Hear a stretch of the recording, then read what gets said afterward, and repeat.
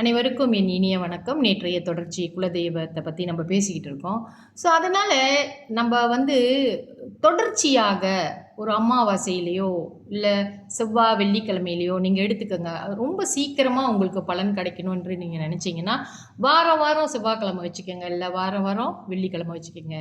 இல்லை அவ்வளோ அவசரமாக அந்த வழிபாடு செய்ய தேவையில்லை, மெதுவாகவே செய்யலான்னு நினச்சிங்கன்னா உங்களுடைய கால அவகாசத்தை பொறுத்து அமாவாசைக்காச்சும் இந்த ஒரு தொடர்ந்து செய்யுங்க. அப்போ தான் அதனுடைய பலன் தெரியும். ஒருத்தவங்க நம்மக்கிட்ட கோச்சிக்கிட்டாங்கன்னா நம்ம அவங்களுக்கு ஃபோன் பண்ணும்போது எடுத்தோடனே யார் என்ன பேசுகிற, என்ன வேணும், அப்படி தான் கேட்பாங்க பாருங்கள். அப்போ கொஞ்சம் கொஞ்சமாக அடுத்த தடவை ஃபோன் பண்ணும்போது கொஞ்சம் நிதானமாக வருவாங்க. அப்புறம் அப்புறம் அப்புறம் என்ன அந்த ஃபோன் பண்ணிக்கிட்டே இருக்கான், என்ன பிரச்சனை இவனுக்குன்னு கேட்போமேன்னு மனுஷர்களான நம்மளே இப்படி தானே நடந்துக்கிறோம். நம்மளோட ஆட்டிடியூட்ஸே இப்படி தானே இருக்குது. அப்போ குலதெய்வமாகப்பட்டது எப்படி இருக்கும்? நம்ம வழி தவறி போயிருப்போம், நம்ம குலத்துக்கு ஏற்ற வேலைகளை செய்யாமல் இருந்திருப்போம். இதெல்லாம் சாதாரண விஷயம் இல்லைங்களே.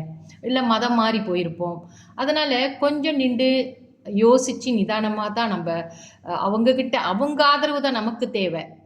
அதனால் நம்ம தான் பணிவோட அன்போட உண்மையான அவங்க மேலே பக்தியோடு நம்ம போகணும். ஏனோ தானோன்னு சொல்லிட்டு நீங்கள் குலதெய்வம் முன்னுக்கோ அல்லது உங்கள் காவல் தெய்வம் முன்னுக்கோ போய் நின்று ஒரு பூஜை போடுவதனால உங்களுக்கு தான் அது பிரச்சனையில் முடியும். நீங்கள் அந்த தெய்வத்துக்கு தெரியுங்க, நீங்கள் அதை அங்கே ஒரு செங்கல் வச்சுருக்காங்களா, இல்லை அங்கே ஜஸ்ட் ஒரு எழுத்தாக எழுதி வச்சுருக்காங்களா, இல்லை ஒரு சூளத்தை நெட்டு வச்சுருக்காங்களா, ஒரு வேலை நெட்டு வச்சுருக்காங்களா, அதெல்லாம் நீங்கள் பார்க்காதீங்க. ஆனால் அந்த பீடத்தில் கட்டாயமாக உங்கள் குலதெய்வத்தினுடைய ஆற்றல் கட்டாயமாக இருக்கும்.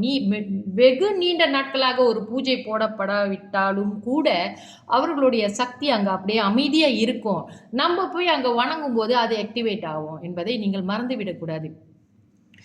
அதனால் நம்ம தான் போய் பணிவோடு அவங்கள்ட்ட கெஞ்சி கூத்தாடணும். நம்ம வாழ்க்கை நல்லா வரணும்னா அவங்களோட ஆசீர்வாதம் கட்டாயமாக நம்மளுக்கு வேண்டும். நம்ம முன்னோர்களுடைய ஆசீர்வாதம் நமக்கு வேண்டும். நம்மளுடைய முன்னோர்கள், அதாவது முன்னோர் இறந்தவர்களோட ஆத்மா அந்த எந்த உலகத்தில் இருக்காங்க, அதாவது அவங்க ஆவி உலகத்தில் இருக்காங்களா, இல்லை யம உலகத்தில் இருக்காங்களான்னு என்ன நிலையில் இருக்கிறாங்கன்னு கூட தெரியாது. அவர்களுடைய நல்ல ஒரு கதிக்கு அனுப்புறதுக்கு கூட நம்ம செய்கிற பூஜைகள் தானே.